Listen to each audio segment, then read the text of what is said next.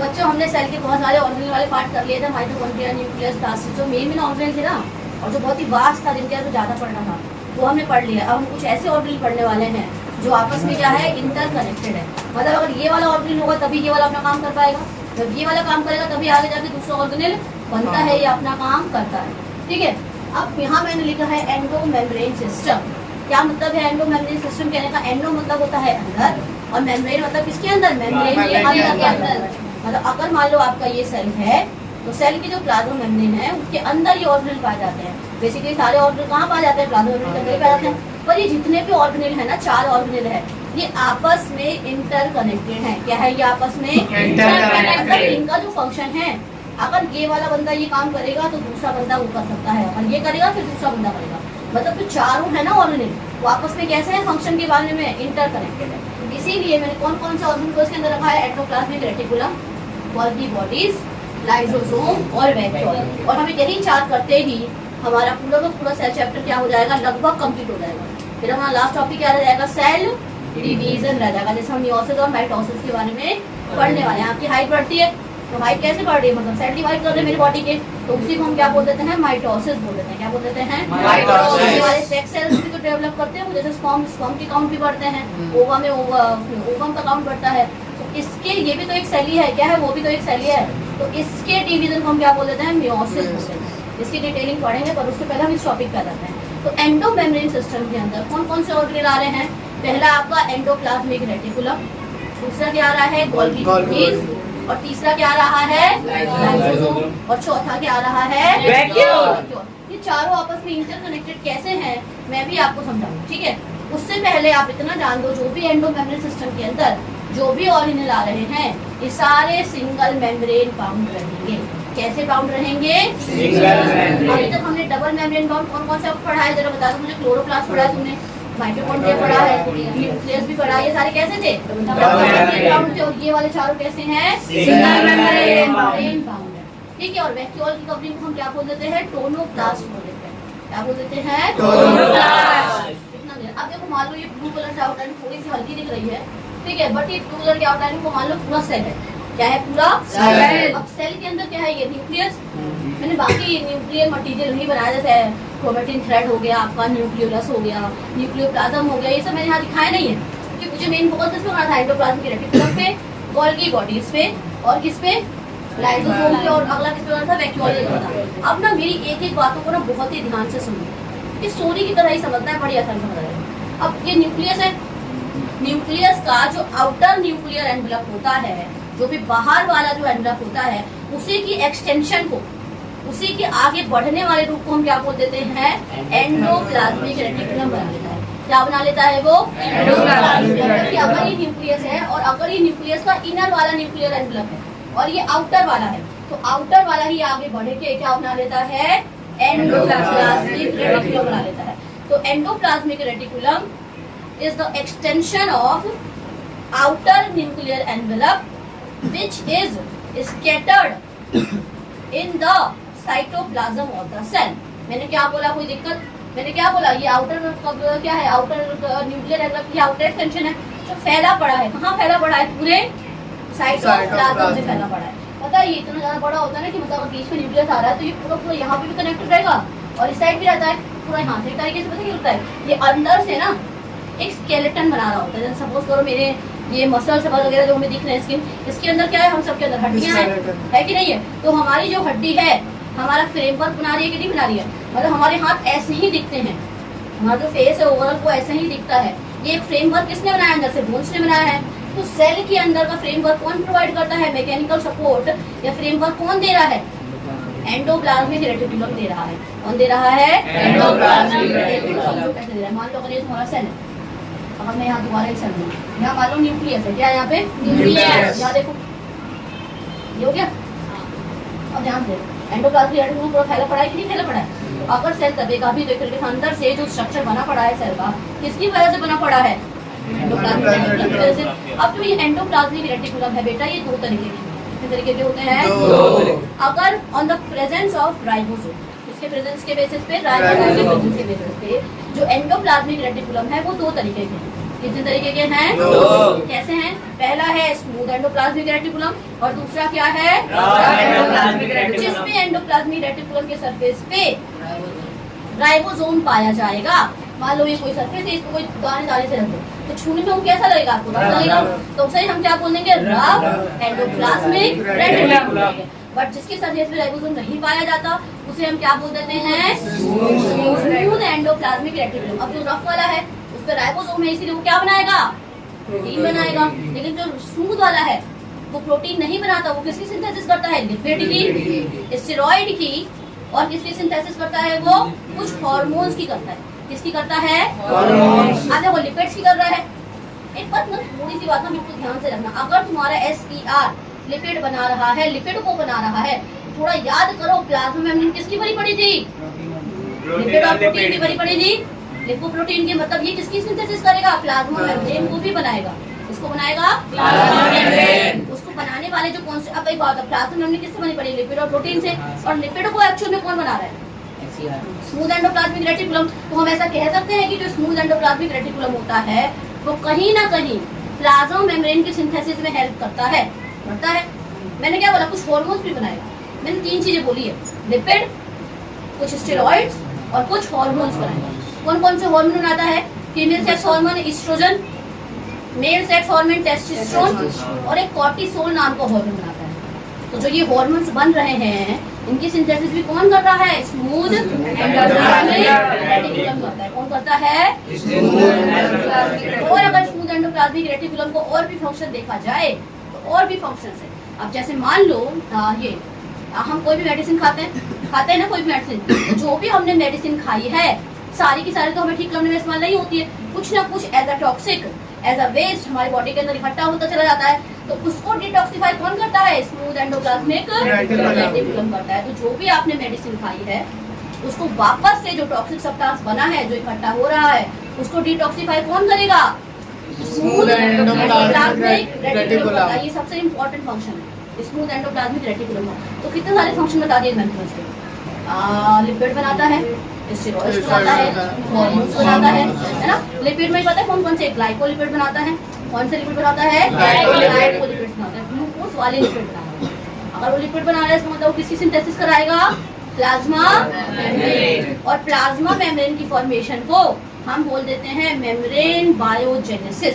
क्या बोल देते हैं? Membrane biogenesis. तो अगर कोई ऑर्गेनेल या कैसे भी करके प्लाज्मा मेम्ब्रेन बन रही है, प्लाज्मा मेम्ब्रेन की फॉर्मेशन को हम क्या बोलेंगे?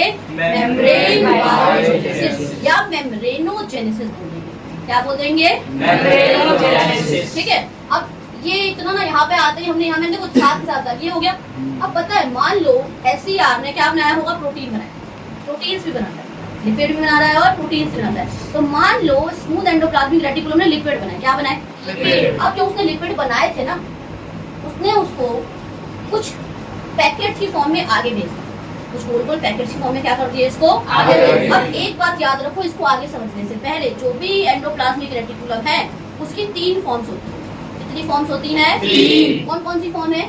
एक तो ऐसे ही गोल गोल सा बनाएगा, ठीक है, ऐसे गोल गोल सा कुछ बनाता है। एक इसी के सरफेस पे ना ऐसे डॉट डॉट से स्ट्रक्चर होते हैं। क्या होते हैं? ऐसे ही डॉट डॉट। एक ना ऐसे ट्यूबुलर स्ट्रक्चर होता है अंदर पे जाकर, ऐसे ट्यूबुलर सा। इतनी बात समझ आ गई? तो देखो इसको बोल देते हैं, जैसे मान लो ये जो गोल गोल सा बना रहा है ये क्या है? Tubular structure. कैसा स्ट्रक्चर है ये? ट्यूबुलर। और ये सैक जैसा कुछ निकाल रहा है। और जो यहाँ पे छोटे छोटे से होल जैसे हैं उसे हम क्या बोल देते हैं? सिस्टर्ने बोल देते हैं। क्या बोल देते हैं? और ये जो पैकेट्स की फॉर्म में भी आगे भेज रहा है, तो मतलब एंडोप्लाज्मिक रेटिकुलम की 3 फॉर्म पाई जाती है। हो सकता है मेम्ब्रेन से गोल गोल से पैकेट्स निकल रहे हैं, हो सकता है उसकी मेम्ब्रेन पे हल्के हल्के से होल्स जैसे सिस्टर्ने। अगला हमने क्या बोला था? हो सकता है कि वो अंदर में जाके क्या बना रहा हो? ट्यूब जैसा बना रहा हो। तो जब वो ट्यूब जैसा बनाएगा उसे हम क्या बोल देंगे? टिब्यूल्स बोल देंगे। क्या बोल देंगे? टिब्यूल्स बोल देंगे। और अगर वो मान लो ऐसे कर रहा है तो सिस्टर्ने बोल देगा। कुछ चीज जो बनाता है वो किसकी फॉर्म में आगे भेजता है? पैकेट्स की फॉर्म में, या सैक लाइक स्ट्रक्चर, थैला जैसा बना के उसे क्या कर देता है? वो आगे भेज देता है। अब ध्यान से समझिए, मैं को यही बताना था। अब ना उसने जो SER ने जो भी चीजें बनाई थी, ग्लाइकोलिपिड बनाए थे, हार्मोन बनाया था, कुछ प्रोटीन्स बनाए थे, जो भी स्टेरॉइड उसने बनाया था, वो क्या करेगा? पैकेट्स की फॉर्म में आगे किसको दे देगा? वो गोल्गी बॉडीज को। किसको दे देगा? गोल्गी बॉडीज हमेशा किसके पास पाई जाती है? एंडोप्लाज्मिक रेटिकुलम के आसपास पाई जाती है, इतना याद रखना। तो गोल्गी बॉडीज कहाँ पाई जा रही है? एंडोप्लाज्मिक रेटिकुलम के आसपास पाई जा रही है। तो अब इसने मान लो पैकेट की फॉर्म में क्या करा, प्रोटीन दे दिया। इसके अंदर क्या भरा पड़ा है? जो उसने प्रोटीन बनाया था ना, उसको उसने एक थैले में पैक करके आगे भेज दिया। तो मान लो इसके अंदर क्या है? प्रोटीन है। मान लो इसके अंदर क्या है? लिपिड हो सकता है। तो जो भी इसने चीजें बनाई थी, मान लो कुछ एंजाइम बना दिए, मान लो कुछ क्या बनाए हैं? वो ऐसे एंजाइम है ना, कुछ डाइजेस्टिव एंजाइम है। कैसे एंजाइम है वो? डाइजेस्टिव। अब इसने किसको दे दिया? गोल्गी बॉडीज को दे दिया। अब गोल्गी बॉडीज का ये सैक लाइक स्ट्रक्चर है ना, स्टैक जैसा, कोई मतलब कुछ भी समझ लो, एक के ऊपर एक के ऊपर बना पड़ा, लेकिन ये पैरेलल होते हैं आपस में। कैसे होते हैं सारे स्टैक? ये एक स्टैक है, ये एक स्टैक है, ये भी एक स्टैक है, और ये सारे आपस में कैसे रहेंगे? पैरेलल रहेंगे। तो अब इसने जो भी चीज दिया इसके अंदर फ्यूज करा। जैसे मान लो ये मेम्ब्रेन थी, इसके अंदर क्या कर गया? फ्यूज कर दिया। मतलब इसके अंदर ये घुस गया। क्या कर गया इसके अंदर? अब इसके अंदर मान लो प्रोटीन वाला जो सैक है वो इसके अंदर घुसा, ये वाला इसके अंदर घुसा, अभी आगे ट्रांसफर होके अब गोल्गी बॉडीज क्या करती है? सपोज करो पहले के टाइम पे नोकिया के फोन्स आते थे, वो आज के टाइम पे अपडेटेड वर्जन में आ रहे हैं ना, स्मार्ट टच वाले फोन्स मिल रहे हैं। तो गोल्गी बॉडीज कुछ नहीं करता, जो भी उसका पैकेट्स आते हैं ना स्मूथ एंडोप्लाज्मिक रेटिकुलम से, वो उनको स्टोर करता है, मॉडिफाई करता है और पैक करके आगे भेज देता है। मैंने क्या बोला? जो भी चीज आई थी उसको पहले स्टोर करा, उसको मॉडिफाई करा, उसको और थोड़ा सा अपडेट कर दिया, मॉडिफाई कर दिया और पैक करके और वापस क्या कर दिया? आगे भेज दिया। तो 3 काम क्या क्या हो गए? स्टोरिंग का हो गया, क्या काम हो गए? स्टोर करना, मॉडिफाई करना और पैकिंग करना। एक और काम बन रहा है, ट्रांसपोर्ट भी कर दे रहा है। कर रहा है कि नहीं कर रहा है? और पता है इसका एक और फंक्शन क्या है गोल्गी बॉडीज का? जो स्पर्म के अंदर जो एक्रोसोम होता है, स्पर्म सेल सबने देखा होगा, ये मान लो स्पर्म सेल है, ठीक है। तो इसके जो हेड के अंदर, एक्रोसोम के अंदर, ये हेड है ना, इसके अंदर एक सेक्शन होता है जिसे हम क्या बोल देते हैं? एक्रोसोम बोल देते हैं। क्या बोल देते हैं? एक्रोसोम। ठीक है। तो मान लो जो भी इसने पैकेट की फॉर्म में चीजें आगे भेजी थी, हम क्या करते हैं? गोल्गी बॉडी से करता है, स्टोर कर रहा है, मॉडिफाई कर रहा है, क्या कर रहा है? पैक करके आगे क्या कर दे रहा है? ट्रांसपोर्ट कर दे रहा है। गोल्गी बॉडीज की और फंक्शन की बात करें तो जो स्पर्म के अंदर जो ये हेड होता है, उसके अंदर एक्रोसोम की फॉर्मेशन कौन कराता है? ये गोल्गी बॉडीज ही कराता है। एक्रोसोम क्या होता है समझते हैं। अब ये हेड है, हेड वाले पार्ट के अंदर न्यूट्रिएंट भेजते होता है, उसको जो काम है, हेड वाला जो पार्ट है, इसके टिप पे क्या प्रेजेंट होता है? एक्रोसोम। क्या प्रेजेंट होता है? एक्रोसोम। न्यूट्रिएंट कहीं ना कहीं प्रोवाइड करने में हेल्प करता है। तो एक्रोसोम की फॉर्मेशन भी कौन कर रहा है?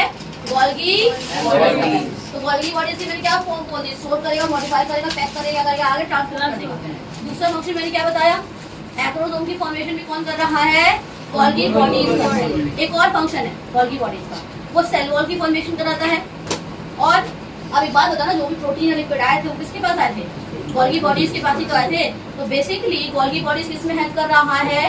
सेल वॉल बनाने में, प्लाज्मा मेम्ब्रेन बनाने में, और कहीं ना कहीं लाइसोसोम को भी बनाता है। किसको बनाता है? लाइसोसोम। कैसे बनाता है अभी समझेंगे। और वैक्यूल बनाने में भी किसका ही हाथ है? इसी का हाथ। दीदी कैसे? तो समझो। अब मान लो जो प्रोटीन के जो वो वसाइकल्स आए थे, देखो इसकी 3 फॉर्म थी ना, गोल गोल वाली को बोलते हैं वसाइकल्स, इसको बोल देंगे सिस्टर्ने, और इसको क्या बोल देंगे? ट्यूबुलस। तीनों फॉर्म के नाम क्लियर है। वसाइकल्स जो थैला जैसा बन रहा है, ये क्या है? सिस्टर्ने। ये क्या है? सिस्टर्ने। और ये क्या है? Tubular form. मैंने एक क्रिस्टे पढ़ाया था, याद करो क्रिस्टे क्या था?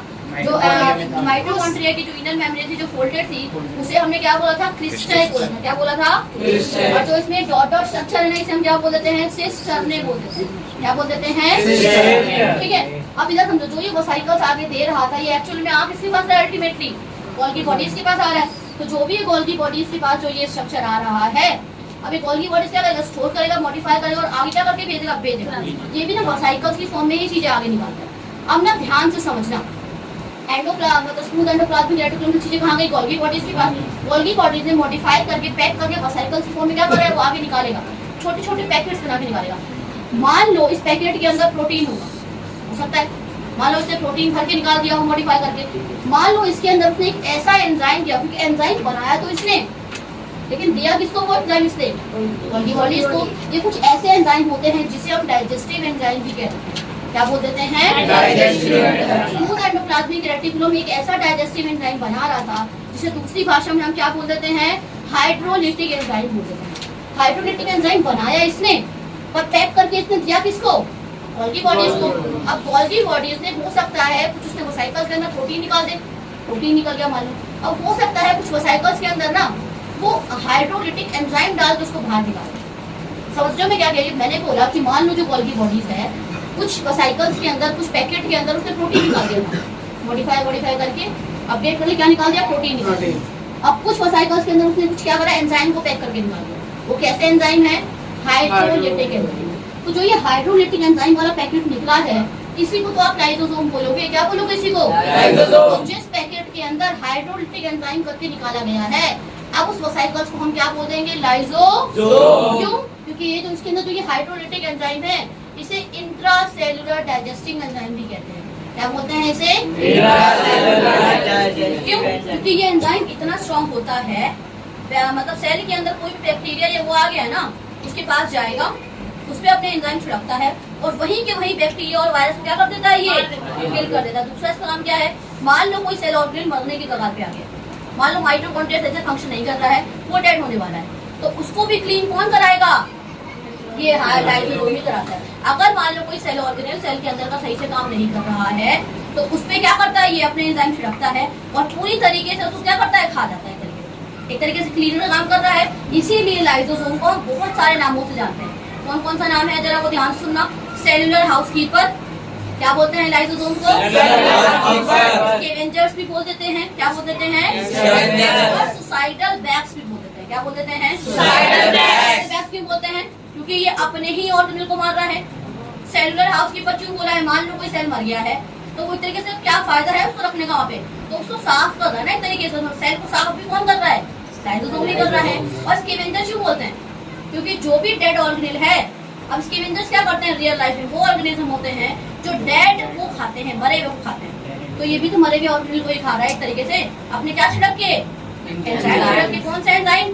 Digestive enzyme, intracellular digesting enzyme, या दूसरा नाम क्या है? Hydrolytic enzyme. तो देखो अब ये हो गया। अब मान लो इस गोल्गी बॉडीज ने कुछ ऐसे वेसिकल्स निकाले जो क्या करते हैं? कलेक्ट कर करके ना उसने क्या काम करने लगा? कलेक्ट करके ना एक बड़ा सा स्पेस बना लिया। क्या बना लिया? कलेक्ट कर करके एक था उसके अंदर वेस्ट स्टोर था, दूसरा निकाला उसके अंदर भी क्या स्टोर है? वेस्ट स्टोर है। तो ऐसे 4-5 वेसिकल्स मिलके एक बड़ा सा स्ट्रक्चर बना रहे हैं जिसे हम क्या बोल देते हैं? वैक्यूल बोल देते हैं। क्या बोल देते हैं? वैक्यूल। समझो सारी चीजें कनेक्टेड है कि नहीं? ध्यान से देखो।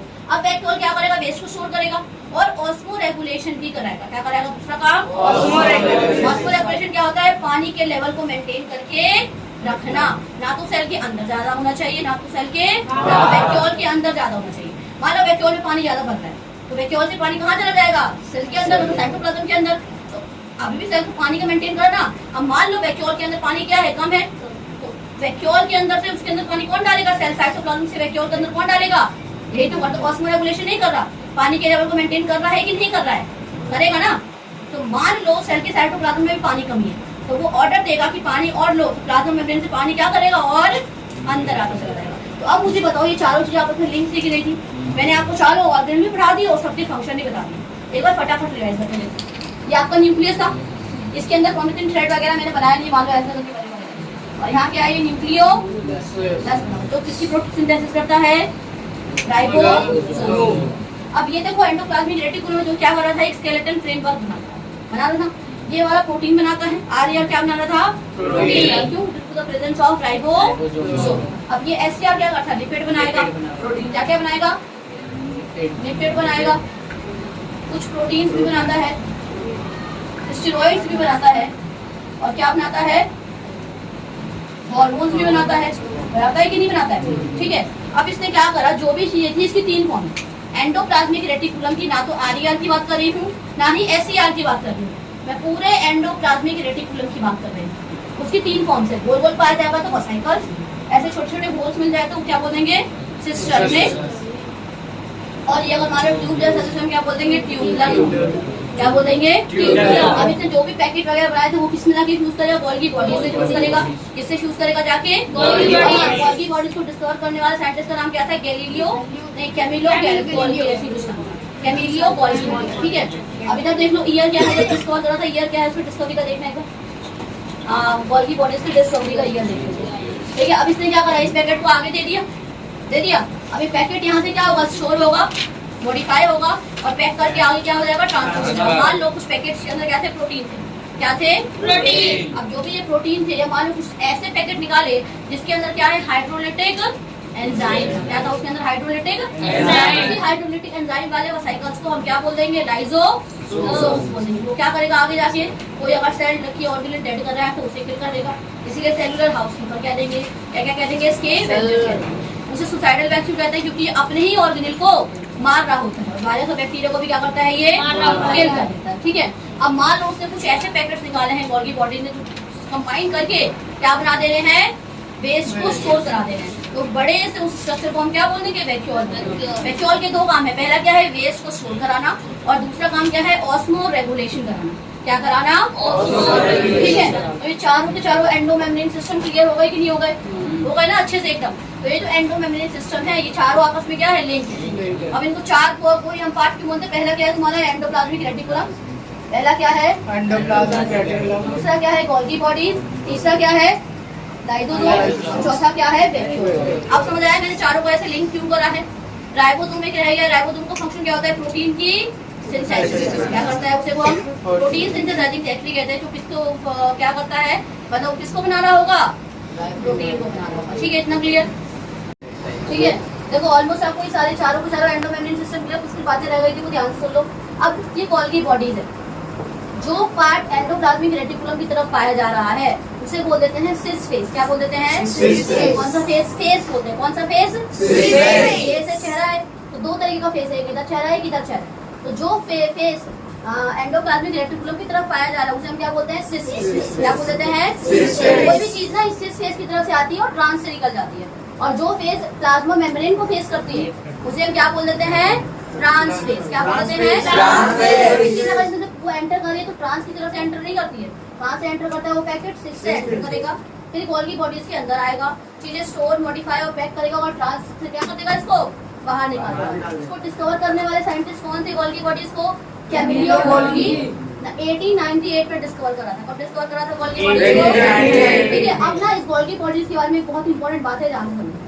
हमारे एनिमल सेल के अंदर तो ये ऐसे ही ना सैक लाइक पाया जाएगा, ऐसे छोटे छोटे से स्टेक जैसे रहेंगे, ठीक है। लेकिन एनिमल सेल, प्लांट सेल के अंदर ये छोटे छोटे यूनिट की फॉर्म में पाया जाता है, छोटी छोटी सब यूनिट। वहाँ पे कोई ऐसा नहीं दिखेगा, वहाँ पे ऐसे अलग अलग दिखेगा इस तरीके से, एक ऐसे अलग, एक ऐसे अलग, एक ऐसे, उसमें अलग अलग रहता है। तो हमारे अंदर तो एनिमल सेल के अंदर तो ऐसे स्टेक जैसा रहेगा, ठीक है, और कैसे रहेगा, पैरेलल रहेगा। लेकिन प्लांट सेल वाले में ये ऐसे छोटी छोटी सब यूनिट में पाया जाता है। किसमें पाया जाता है, सब यूनिट की फॉर्म में पाया जाता है, जिसे हम क्या बोल देते हैं, डायसाइटोसोम्स बोल देते हैं। क्या बोल देते हैं, डायसाइटोसोम्स बोल देते हैं, ठीक है। शायद वाई आता है या आई आता है, याद देखिए, पर आई आता है, ठीक है। तो जो यहाँ पे प्लांट सेल के अंदर ये छोटे छोटे यूनिट की फॉर्म में पाया जाता है, जिसे हम क्या बोल देते हैं, डायसाइटोसोम। इतना क्लियर। हमारा अगला हमारा लास्ट टॉपिक क्या रह जाएगा, मियोसिस और माइटोसिस, जो हम पढ़ेंगे।